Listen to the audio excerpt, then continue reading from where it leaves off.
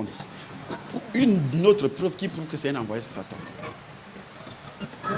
Comment se fait-il que tous les hommes de Dieu qui montent, que Dieu utilise beaucoup, sont-ils faux selon lui? C'est lui seul qui est vrai. C'est ce que je voulais vous demander. Où est le vrai?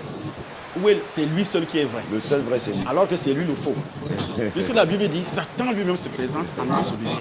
Satan a calomnié Dieu lui-même. Il y a qu'à voir sa tête pour comprendre que ce truc-là, ceux qui l'écoutent, c'est des gens qui ne connaissent pas la parole de Dieu. Je continue sur les preuves parce que c'est la première émission. D'autres arrivent avec des preuves que celui-là, c'est un agent de Satan. Rien à faire. On ne peut pas. Je dis chaque serviteur de Dieu qui arrive sur le royaume, parce que Jésus-Christ a dit le royaume des cieux est milieu de vous. Jésus-Christ lui-même, le premier persécuté par l'équipe des pharisiens, Jésus-Christ appelle fils du diable. Ennemi. Paul rencontre Élymas, Acte chapitre 13, à partir du verset 6. Élymas voulait empêcher Paul d'annoncer l'évangile.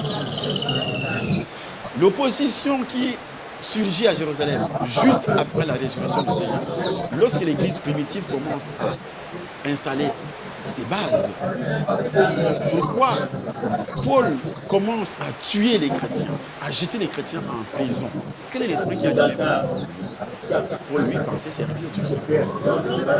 Mais Paul n'était pas un enfant, donc un serviteur de Satan, entre guillemets, qu'il connaît. Il était dans l'ignorance. Il servait la religion.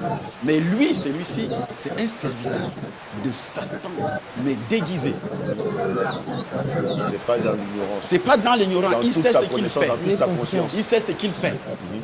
Donc, il a une mission. Tu haïras toute forme de vie. Chaque sataniste porte cette mission. Tu haïras toute forme de vie. Donc, tu haïras un mariage qui réussit. Tu dois détruire.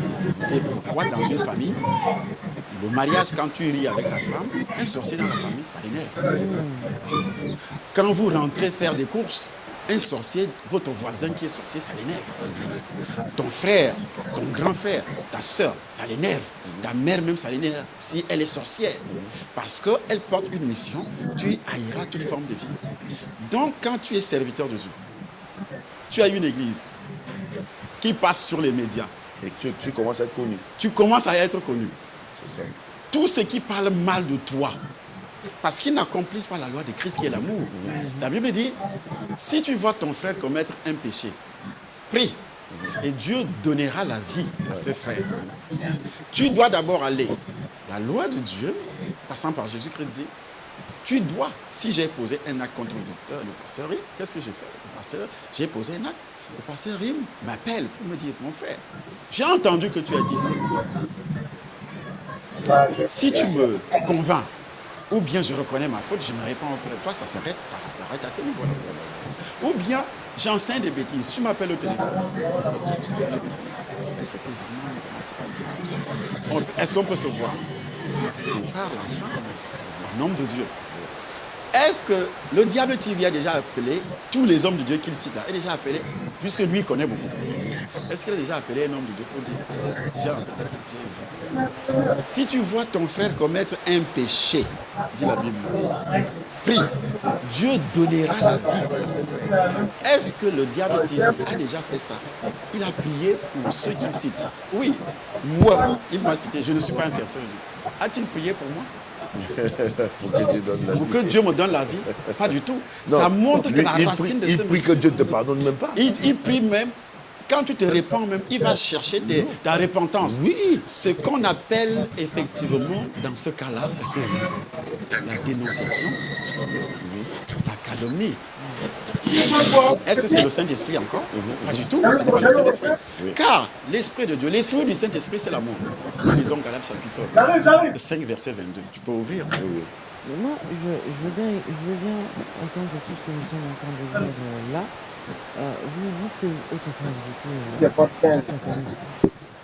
Lorsque le diable donnait des missions aux gens, allez sur la terre, détruisez, faites ceci, faites cela, n'ayez pas d'amour pour personne maîtrisée.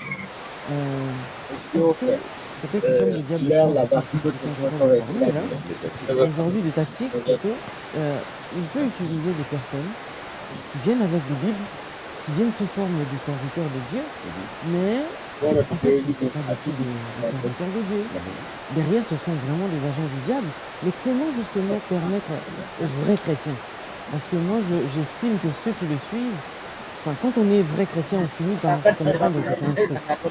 Mais quand on est un chrétien, on ne comprend pas et on continue toujours en fait à être lié encore davantage. Mais c'est parce que sa sorcellerie aussi rencontre des sorciers avec qui ils font plus vous le travail. l'écoutez, plus vous êtes liés. Alors, comment faire pour aider ces personnes-là à comprendre réellement et qui se cache derrière ce diable? Donc, il est diablement diable. On le dit, c'est le diable. Je sais même pas si c'est son fils.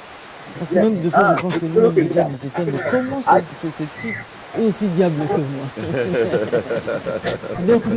Donc, je reviens sur le premier principe. Le problème principal aujourd'hui, c'est l'ignorance. Nous avons des chrétiens qui courent derrière des miracles. Nous avons des chrétiens qui courent derrière des raisons, qui ne cherchent pas le producteur des miracles.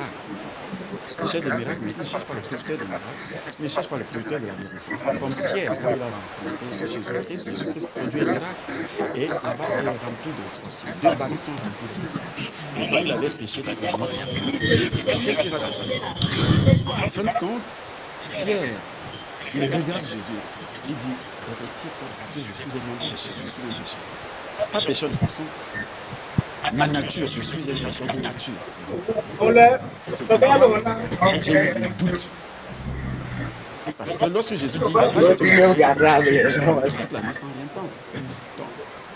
Avec ces doutes, avec cette situation, son état de pécheur, sa nature pécheresse, ça ne permet pas à qui que ce soit, on peut se faire appeler chrétien, mais on n'est pas enfant de Dieu. On peut également se faire appeler enfant de Dieu, mais on a une ignorance notoire qui ne te permet pas de percer le mystère de Christ. Quand tu es né dans une famille, on parle de la nouvelle naissance. C'est quelque chose qui est très important. Les gens ne savent pas. Même lui, il parle de la nouvelle naissance. Il ne sait pas ce que c'est. Demande à ce type de Diable TV. Qu'est-ce que c'est que la nouvelle naissance? Il ne pourra pas t'expliquer. Il n'est pas né de nouveau. Il n'est pas d'abord né de nouveau. Il ne pourra pas t'expliquer ce que c'est que la nouvelle naissance. Pose la question à un chrétien. Il te dira que je suis né de nouveau parce que j'ai abandonné le vol.